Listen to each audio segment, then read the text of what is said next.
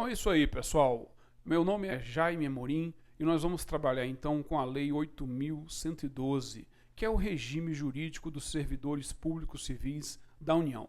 Você que está aí na sua casa, você que está aí, né, nos assistindo, observe o seguinte: se a Lei 8.112 é a lei que institui o regime jurídico dos servidores públicos civis da União, o que acontece então? Acontece que esse estatuto vai trazer. Professor, quais são os assuntos que esse estatuto, que esse regime jurídico vai abordar? O regime jurídico vai abordar as formas de provimento e vacância dos cargos públicos. Mas o que mais esse regime jurídico vai abordar? Ele vai abordar também os direitos assegurados aos servidores. Férias, licenças, afastamentos, direito de peticionar. O regime jurídico também trata dos deveres previstos para os servidores. O regime jurídico também vai tratar do quê? Daquilo que fala a respeito das proibições dos servidores públicos, bem como também do nosso regime disciplinar. Para que nós possamos conhecer melhor, então, a Lei 8.112, possamos conhecer melhor o nosso regime jurídico, é fundamental que a gente entenda primeiro o seguinte: quem é o servidor público? E aí nós temos uma definição de servidor público que é dada pela própria doutrina do direito administrativo. Diz a doutrina que o servidor público é um agente público administrativo. Porém, os empregados públicos também são agentes públicos administrativos. Também são agentes públicos administrativos quem trabalha como terceirizado. Mas a nossa Lei 8.112, ela trata apenas dos servidores públicos civis de onde? Da União. Professor, então os servidores do Distrito Federal, os servidores dos estados, municípios não são regidos por essa lei? Não. Os servidores do Distrito Federal são regidos por uma própria lei, a lei distrital. Os servidores de cada estado também têm o seu próprio estatuto, até porque a Constituição Federal diz: os servidores da União, estados, DF e municípios terão regimes jurídicos o quê? Próprios. E no caso da União, nós temos a lei, então, 8.112. E aí essa lei diz o quê? Que o servidor público é a pessoa legalmente investida em cargo público. A lei também diz que cargo público ele é subdividido: cargo de provimento efetivo e cargo em comissão. Vamos colocar esse esqueminha no quadro? Vamos então acompanhar aqui no estilo mapa mental. Pensa comigo então. Então, olha só. Servidor público. Vamos lá. Então, nós já sabemos que o servidor público ele é um agente público administrativo, que é o que diz exatamente a doutrina. Mas nós também temos uma definição dada pela própria Lei 8.112. E o que a Lei 8.112 fala a respeito de servidor público? Acompanha comigo aqui esse esqueminha. Servidor público, segundo a Lei 8.112, ele é a pessoa que é legalmente investida em cargo público. Então, pessoa legalmente investida em cargo público. Está aí a definição de servidor. Talvez você em casa pergunte assim: professor, o que eu preciso para ser investido num cargo público? E afinal, professor, o que é um cargo público? Cargo público, primeiro, todo ele é criado por lei.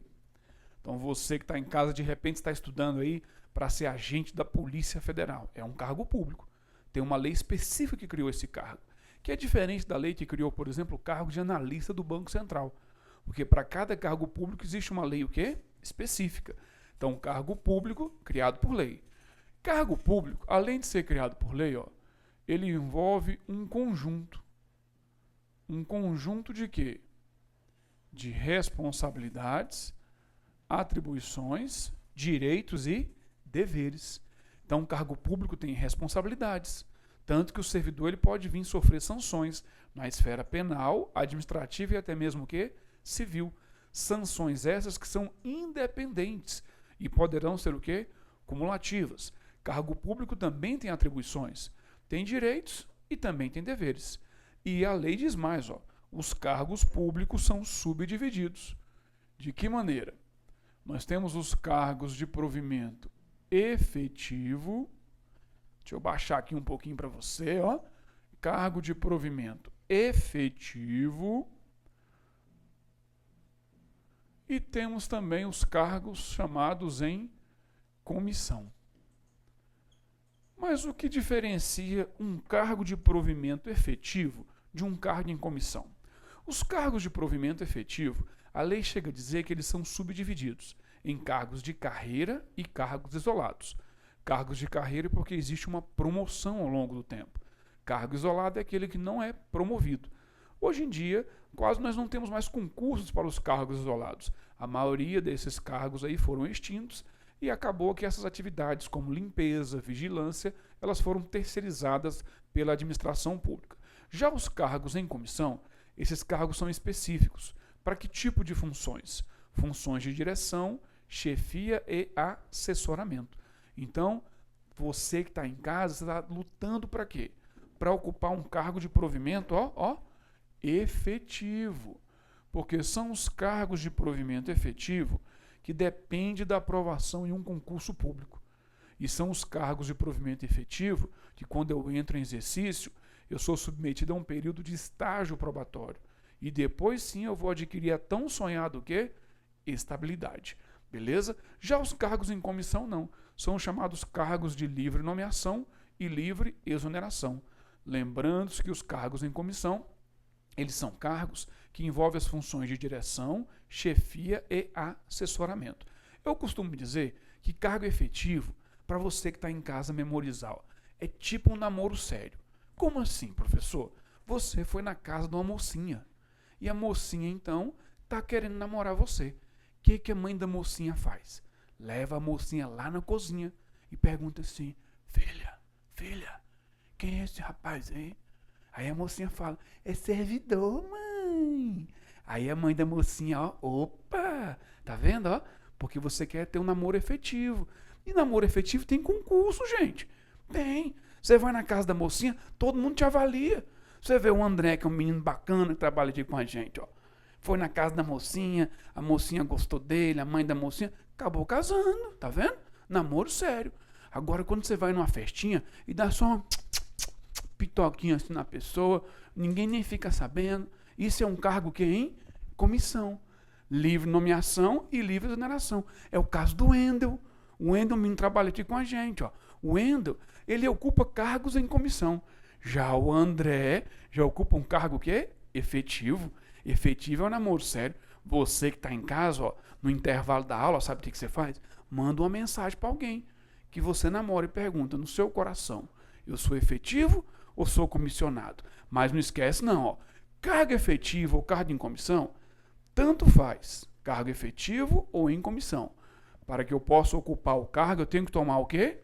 Posse. Mas o que é posse, professor? Que história é essa de posse, professor? Me explica esse negócio melhor aí.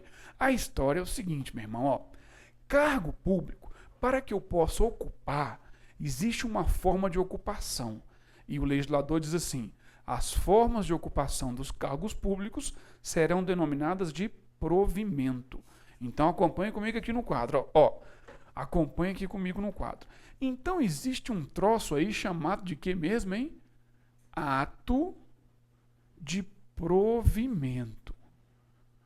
E o que é provimento, professor? Provimento quer dizer o quê? Preenchimento, ocupação.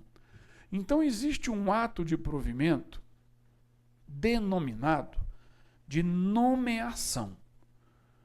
Então, olha só, a nomeação é uma forma de quê? Provimento. A nomeação é uma forma de provimento que ocorrerá tanto para ocupar ação de cargo efetivo, quanto para ocupar cargo que é em comissão. Então, a lei diz assim no artigo 8º, são formas de provimento. Uma delas é a nomeação.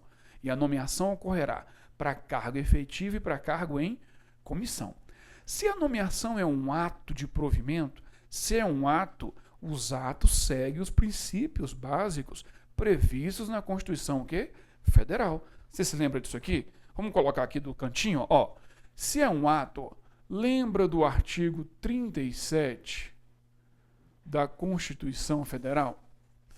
ele trata, dos princípios básicos que vão nortear a administração pública.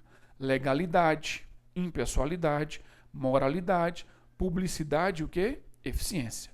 Então, peraí. Os atos, então, seguem os princípios da legalidade. Sim.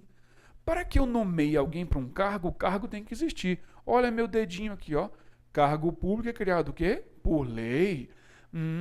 Você quer ver algo mais impessoal? Existe algo mais impessoal de contratação de servidor público que não venha a ser através de concurso público? Concurso público, ele faz com que os iguais sejam tratados de maneira o quê? Iguais, e os desiguais de forma o quê? Desiguais. Princípio básico da Constituição Federal. Princípio da publicidade. Esse ato de nomeação será publicado em diário o quê? Oficial.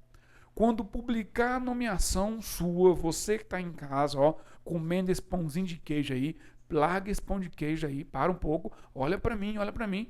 Quando publicar a sua nomeação no diário oficial, dá um amém aí em casa. Amém, amém, aleluia. Quando publicar no diário oficial, o que acontece? Você já é servidor? Negativo. A nomeação será publicada no diário oficial, mas eu ainda não sou servidor. Porque esse ato aqui ele depende da vontade das duas partes. A administração me nomeando, seja para ocupar um cargo de provimento efetivo ou um cargo em comissão, que envolve funções de direção, chefia e assessoramento, e eu indo tomar o quê? Posse. Porque a lei diz assim, olha o que a lei diz, com a posse se dará o quê? A investidura no cargo. Então, uma vez a pessoa nomeada, ela tem que tomar o quê? Posse. Se ela não tomar posse, ela não se torna servidor. E aí o legislador disse assim, o legislador, quando é nomeado, olha para o quadro, você que está em casa, olha para o quadro. Quando você é nomeado, você tem um prazo para tomar posse. Qual é o prazo, professor? 30 dias. Ficando sem efeito o ato da sua nomeação, se você não tomar posse em 30 dias. Então, peraí, professor. Quer dizer, então, que quando eu sou nomeado, eu tenho 30 dias para tomar posse? Quando a gente fala que o prazo é de até 30 dias, esse é o prazo limite. Após 30 dias, o ato de nomeação fica o quê? Sem efeito. Mas a lei também diz assim, que o servidor pode declinar o prazo. O que é declinar? Eu posso ir antes? Sem nenhum problema. Eu não posso ir o quê? É depois. Então, quando eu sou nomeado, eu tenho 30 dias para tomar posse. Mas como é que se conta prazo na Lei 8.112? A Lei 8.112 diz que a contagem de prazo, ela exclui o dia do início, mas inclui o dia o quê? Do final. Vamos dar um exemplo? Vamos imaginar que uma pessoa foi nomeada numa terça-feira. Então, publicou no Diário Oficial na terça-feira. Eu não disse que exclui o dia do início? Exclui o dia do início. Então, quarta-feira é o primeiro dia. Quinta, sexta, sábado, domingo. Porque na Lei 8.112, nós não contamos só os dias úteis. A lei diz que os prazos aqui são em dias o quê? Corridos, excluindo-se o dia do início, incluindo-se o dia do final. Se eu fui nomeado na terça, quarta, quinta, sexta, sábado, domingo, e assim vai embora. Nunca se esqueça, nós não terminamos contagem de prazo em dia que não é dia o quê? Útil. Se o 30º dia caiu num dia que não é dia útil na repartição, o primeiro dia útil, então, será o último dia que eu tenho para tomar posse. Outro detalhe, eu nunca inicio contagem em dia que não é dia útil. Exemplo, se eu for nomeado numa sexta-feira, o início da contagem passará a ser o quê? A partir de segunda-feira. Então, não se inicia, não se encerra em dia que é dia útil. Mas os prazos todos na Lei 8.112 são corridos, excluindo-se o dia do início, incluindo-se o dia o quê? Do final. Então, fui nomeado, qual o prazo que eu tenho para tomar posse? 30 dias. Professor, se eu não tomo posse em 30 dias, o ato fica sem efeito? Sem efeito. Mas eu quero saber o seguinte, professor, eu posso prorrogar o início dessa contagem para a posse? A lei admite essa possibilidade. A lei admite a possibilidade de nós prorrogarmos o início desses 30 dias, dessa contagem para a posse. Mas essa possibilidade só existe para quem é o quê? Servidor. Olha a situação hipotética. Pensa comigo. Olha aqui, ó. Isso aqui é um exemplo. A Maria trabalha no Ministério da Justiça. Olha aí a Maria, ó. Tá aí a Mariazinha. E a Maria passou num concurso para a Polícia Rodoviária Federal. Então a Maria já é servidora, trabalha no Ministério da Justiça e agora passou num concurso para a Polícia Rodoviária Federal. A Maria tem o direito de prorrogar o início dessa contagem para a posse, porque ela já é servidora. Só que esse direito da Maria só é assegurado nos seguintes casos. Vejamos lá então. Vai comigo na tela. Acompanha comigo aí, André. Olha aí, ó.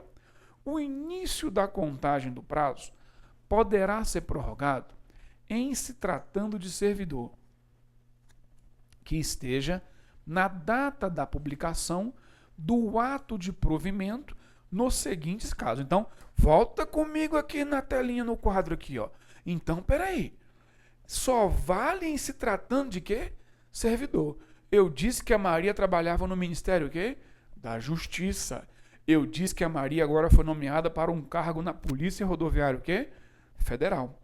E eu disse o seguinte, ó, que esses 30 dias aqui, ó, a gente pode prorrogar o início da contagem. Eu não mudei o prazo é 30. Mas o início da contagem pode ser prorrogado. Quais são os casos mesmo? Vamos voltar na tela? Comigo na tela? Olha os casos aí, ó. Férias, convocado para júri, serviço militar ou eleitoral, ou de licença para tratamento de saúde, licença por acidente em serviço, licença gestante, licença adotante e paternidade. Também licença para capacitação, para serviço militar, ou afastado para mandato classista, ou ainda se o servidor estiver em deslocamento para a nova sede, e também disputando competição esportiva de âmbito nacional ou no exterior. Para você entender melhor esses casos, vamos dar o exemplo então da Maria de novo. Olha o caso da Maria aqui, ó. Acompanha comigo no quadro. Olha só. A Maria, eu disse que ela trabalhava no Ministério da Justiça. Vamos imaginar então que a Maria fosse nomeada hoje. Hoje é qualquer dia, hoje. Beleza? Beleza. Maria foi nomeada hoje. Só que a Maria está em férias. E aí então, como a Maria já é servidora, ela pode, ao terminar as férias, aí sim começar a contar o quê? Os 30 dias para posse. Mas isso só vale para quem é o quê? Servidor. Pensa comigo. Tem um camarada que é o Zé. O Zé não é servidor. O Zé não trabalha em órgão público, não é servidor. O Zé trabalha numa empresa privada. O Zé está viajando, cruzeiro marítimo.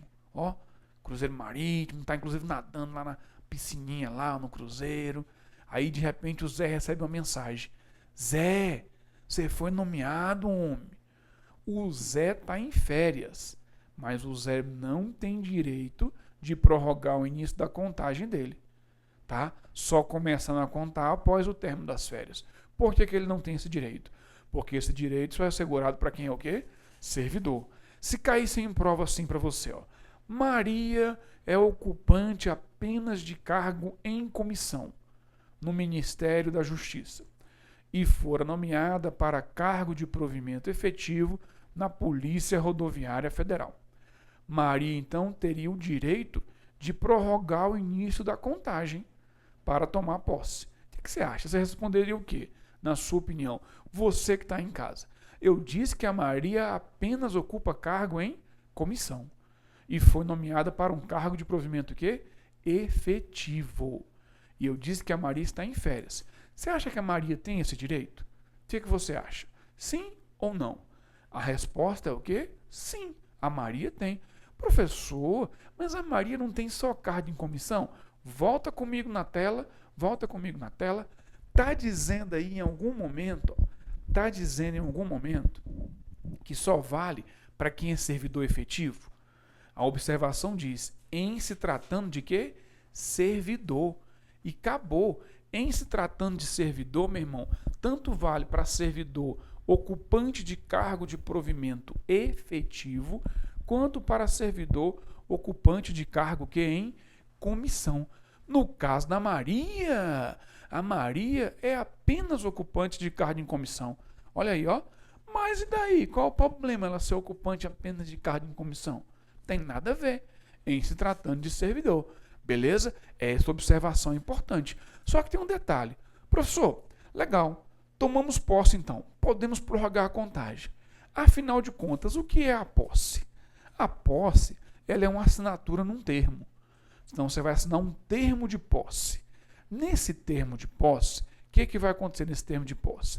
Nesse termo consta as suas responsabilidades, atribuições, direitos, o quê? E deveres, que não poderão ser modificados unilateralmente, salvo nos casos expressos, o quê? Em lei. Só que na hora da posse eu tenho que observar alguns detalhes também. O que eu tenho que observar na hora da posse? Primeiro, essa assinatura minha no termo de posse, ela demanda uma prévia inspeção médica. Então, todo mundo, quando vai tomar posse, passa por uma prévia inspeção o quê? Médica.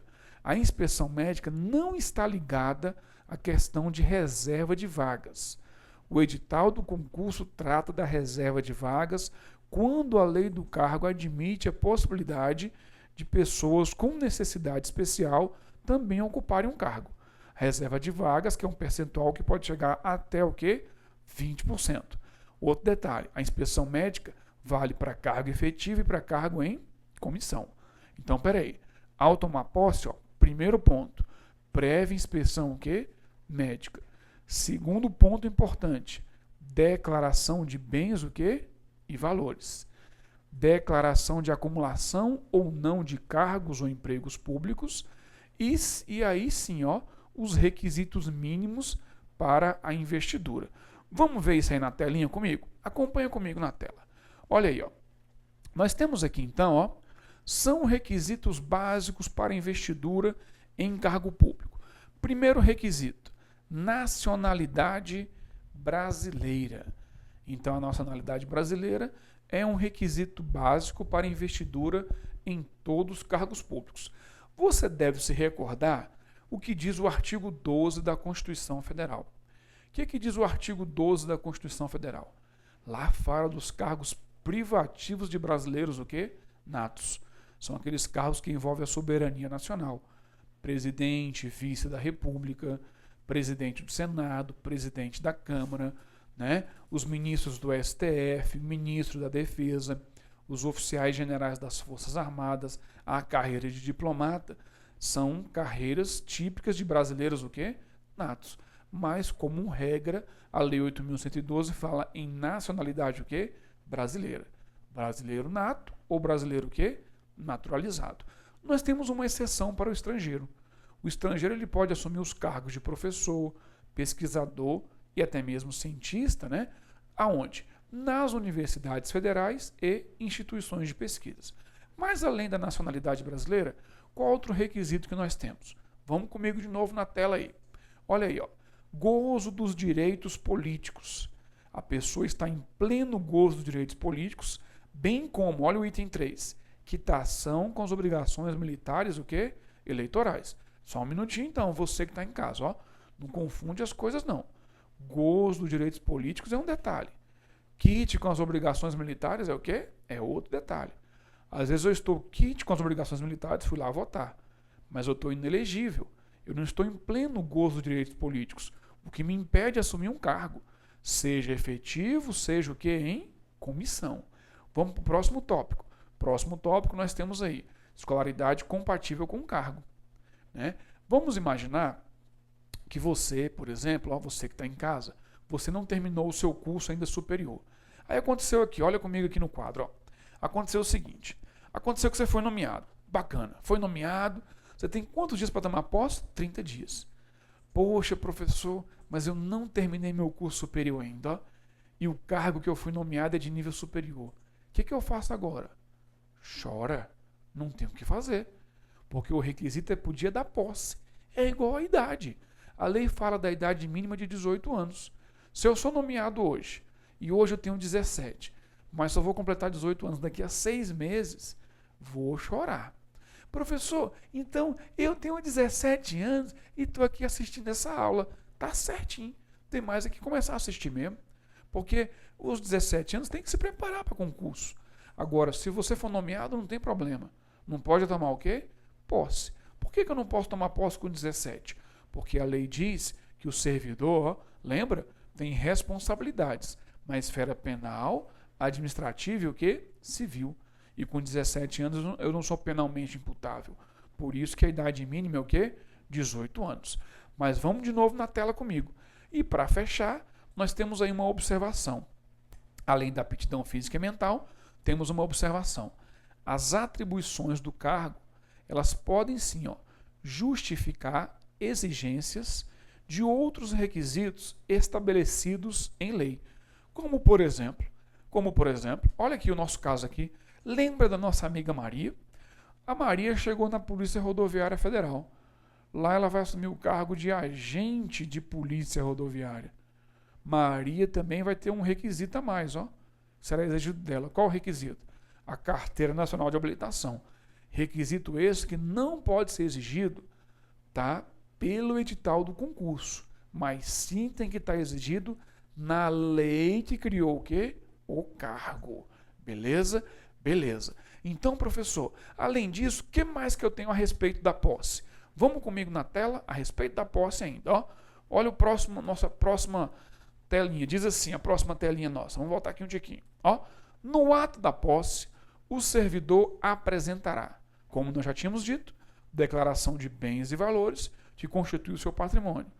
O segundo tópico, declaração quanto ao exercício ou não de outro cargo, emprego ou função pública. Opa, dá uma olhadinha aqui comigo, meu brother. Porque a parada é a seguinte, via de regra, você vai declarar o quê? Que não acumula cargos ou empregos públicos. Via de regra. Porém, a lei admite a acumulação de cargos ou empregos públicos, nas seguintes situações. Desde que tenhamos o horário compatível e desde que não também ultrapasse o teto remuneratório. Havendo compatibilidade de horário, não se ultrapassando o teto remuneratório, o servidor poderá acumular o cargo de professor como professor, professor como técnico científico, professor com cargo de magistratura. E ainda 2 cargos privativos da área de saúde. Fora esses casos, a acumulação ela é ilícita. Beleza? Beleza. Ainda a respeito da posse. De novo na tela comigo. De novo na tela. Olha aí, olha aqui, A posse em cargo público dependerá de prévia inspeção médica oficial. Como nós já tínhamos dito, a pessoa quando vai tomar posse, ela passa por exames médicos. Hoje em dia, quando se passa em concurso, todo mundo cria grupo. Aí geralmente a galera, tem que fazer o exame tal. Isso não está na lei. Isso aí é na prática. Professor, porque sua tia cai em prova? Não, né? Eu nunca vi o nome de sua tia no edital de concurso. Então você não vai achar isso na lei 8.112. Qual o exame que você vai ter que fazer? Até porque isso é relacionado ao cargo que você vai ocupar. Por isso que a lei fala, prévia inspeção médica. Outra coisa que a lei fala, vamos lá na tela de novo?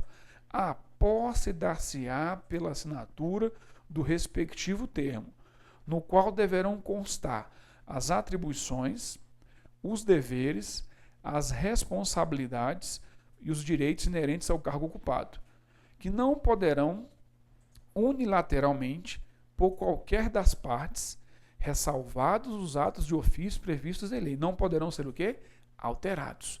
Lembra que nós tínhamos dito? Então nós tínhamos dito o seguinte, nós tínhamos dito que as nossas atribuições, responsabilidades, direitos e deveres não poderão ser alterados unilateralmente, por parte apenas da administração, a não ser nos casos previstos em lei.